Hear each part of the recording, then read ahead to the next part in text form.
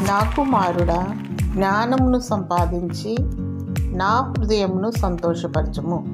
సామెతలు 27:11.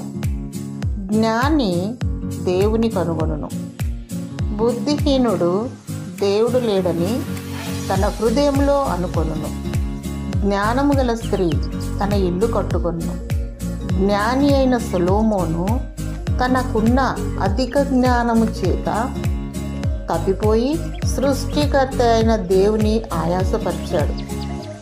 నిజమైన జ్ఞానము దేవుని దృష్టిలో ఏదనగా జీవమును కనుగొనవాడే జ్ఞానవంతుడు. దేవునికి సమీపంగా దేవుని వెంబడించువాడే జ్ఞానవంతుడు.